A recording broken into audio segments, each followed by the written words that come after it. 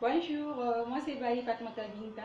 Ce matin, je vais vous parler d'une importance capitale, voire même incontournable, qu'apporte le livre à la jeune fille, qui est autre que la prise de conscience de sa condition d'existence ou sa condition de vie dans la société dans laquelle nous nous trouvons. Donc, si nous prenons les soleils des indépendances d'Amadou Kourouma, c'est un recueil qui met un accent particulier sur la condition féminine en Afrique, à travers le personnage de Salimata, qui travers le personnage de Salimata, d'où il édifie avec plus de précision les difficultés auxquelles sont confrontées la jeune femme ou la femme en Afrique. Dans ce document, il évoque le problème de la mutilation génitale féminine, le problème de la polygamie, de la ségrégation liée à la stérilité, mais aussi du harcèlement sexuel. Mais il met aussi un accent clé sur les conditions de vie, je ne vais même pas dire sa condition de vie, une manière de survie de la jeune femme n'ayant ni éducation, ni métier rémunérable. Donc, pour revenir plus en détail, lorsqu'il évoque le problème de la mutilation génitale féminine, il évoque une difficulté liée à la couche féminine. Un problème crucial parce que si nous prenons le cas guinéen, plus de 90% de la couche féminine est excisée. Et ça, c'est une chose qui doit cesser. Il parle aussi, à travers la mutilation génitale, de l'atteinte à l'intégrité physique de la femme, mais aussi au traumatisme que subissent les filles exigées, en particulier ceux de l'ancienne école, qui en gardent des séquelles à travers le personnage de Salimata. Il parle aussi du problème de la polygamie. Il évoque le comportement de la majeure partie des hommes lorsqu'ils deviennent polygames, mais aussi des difficultés auxquelles sont confrontées une femme vivant dans un foyer polygame.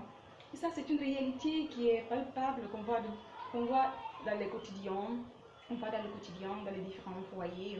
On a tous été témoins de ce qui se passe. On parle aussi du harcèlement sexuel. Oui, le harcèlement sexuel est un problème primordial parce que la jeune femme en Afrique, lorsqu'elle est victime d'harcèlement sexuel, on a peur d'aller se confier, on a peur d'évoquer le problème, de peur d'être jugée. Parce que dès qu'on pose un problème d'harcèlement sexuel, la femme est directement accusée d'en être l'origine. Se chercherait des problèmes. Donc on doit y réfléchir. On doit y réfléchir. Il faut qu'on puisse se plaindre. Mais hélas, dès que ça se pose, on est souvent accusé d'en être l'origine. Et c'est une chose qui doit réellement changer. Après cela, il y a le problème aussi lié à la stérilité. En Afrique, dès qu'un problème de stérilité se pose, on accuse directement la femme, on l'humilie, on l'insulte, on l'isole. On la traite même de sorcière par les pauvres femmes. Cela doit cesser. Lorsqu'un problème de stérilité se pose, on doit consulter les deux partenaires et en chercher l'origine, mais non accuser une seule femme. Certes, elle est impurée de la fécondation, mais elle n'est pas la seule personne concernée. C'est une chose qui doit changer. Après cela, on évoque aussi la condition de vie, la manière de survie, des difficultés auxquelles sont confrontées une femme n'ayant ni métier rémunérable, ni éducation. Et ça, c'est une chose, c'est une difficulté vraiment qui marque le point.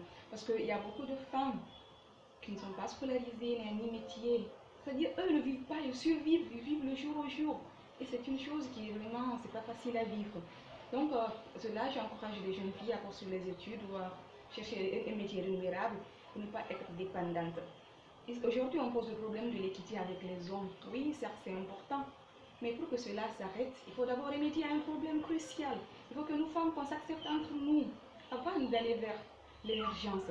Parce que la plupart des difficultés auxquelles nous faisons face, c'est nous les femmes qui nous leur infligeons entre nous. Donc, les hommes aussi doivent prendre conscience d'une chose. Quand on demande l'équité ou l'égalité, c'est pas un combat commun contre eux. On revendique juste nos droits. On dénonce les abus auxquels nous faisons face. Donc, c'est un peu ça. Mais aussi pour ces droits, on sont prêts à nous battre pour les avoir. C'est nous. On a besoin de s'assumer, de s'émanciper.